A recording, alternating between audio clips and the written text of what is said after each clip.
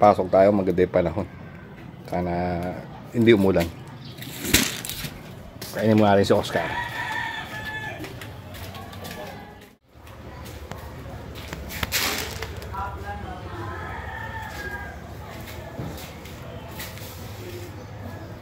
Ito nga pala yung manok natin na ayaw bumaba, inaantay pa tayo bago siya bumaba. Ganyan katindihan eh. Baba na. Kalong bata eh.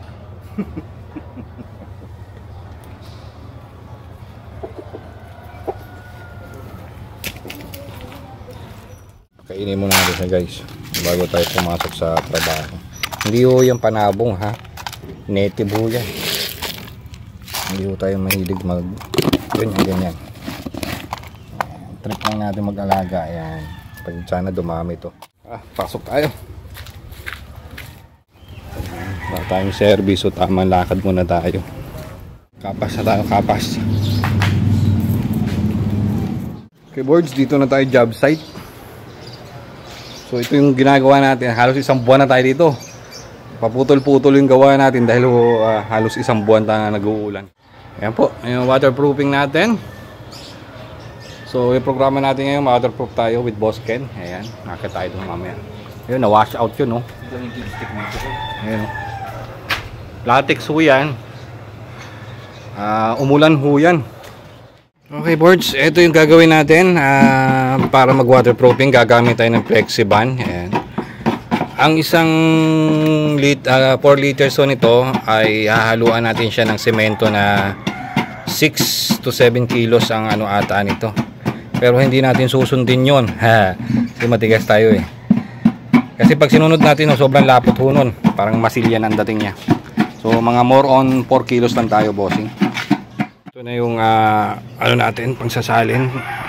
Lilipat natin dito sa kabilang balde.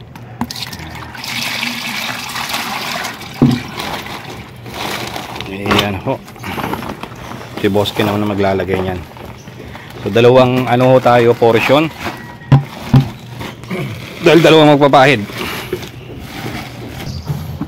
So hahaluin lang natin yung bossing. Para hindi mamumuo.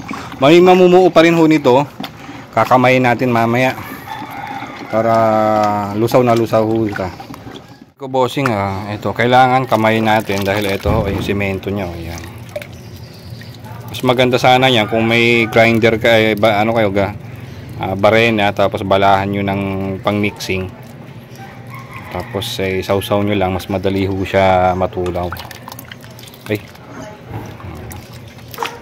So medyo malapot na rin ho siya. Ito yung magandang texture niya. Okay.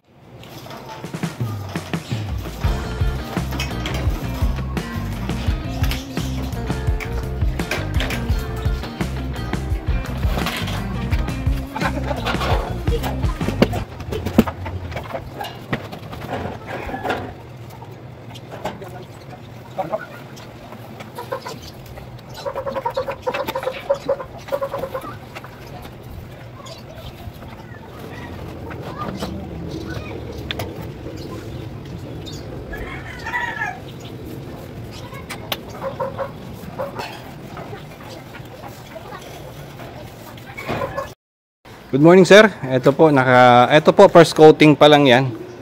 Ayan. Tapos yung dito sa may tower natin, ito pangalawang coating na 'yan.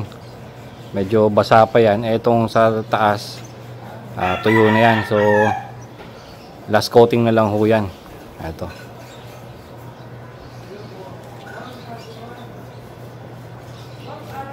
Tapos yung dito sa may baba, ayan diretso ho 'yan. So ngayon ito ay medyo basaho ito. Yan yung part na yan. Iiwan muna natin yan sir. Focus muna tayo dito sa itong baba na to. Yan lang po yung update sir. Thank you. Boards, ito. Naka second coating na tayo doon. So patuyo lang tayo dyan. Siguro mga 30 minutes so to 1 hour. Okay naman yung panahon natin ngayon. With Boss Ken. Hanggang doon ho yan. Buong pader ho ito. Yan guys may pagong dun sa may ano yan yung pagong turtle snake. Sapa kasi yan eh. So siguro dyan siya nakatira. Yan. So ito na bossing, 3 coating na yan hanggang doon. So half lang yan. Ayan. So mainit naman. Ito nakatatlo na tayo, so kukulayin natin mamaya yan. Ngayon susundo muna tayo ng estudyante.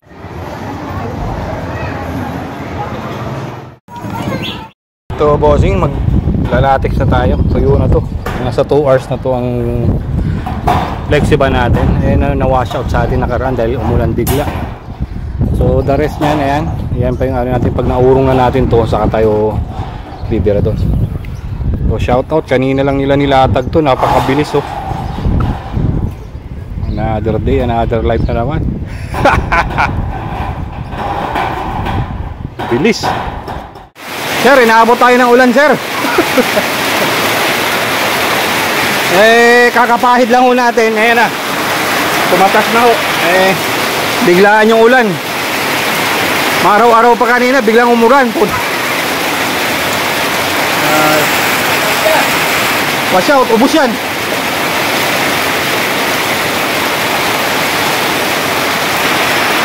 Ito po yung nangyari sa atin. Na-wash out yung ano natin, pintura, dahil biglaan yung ulan.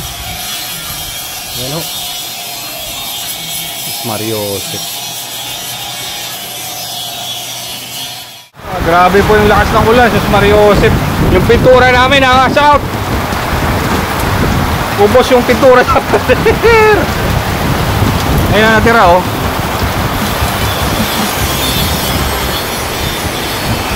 Grabe yung lakas ng ulan.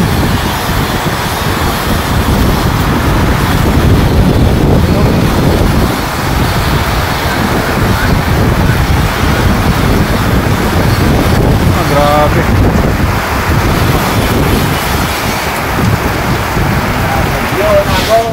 So 5 minutong ulan. Ito na nangyari bossing.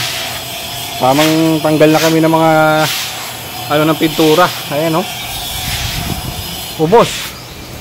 Hindi naman, may natira pa naman to. Yung mga natuyo, pati ito natuyo na to. Grabe.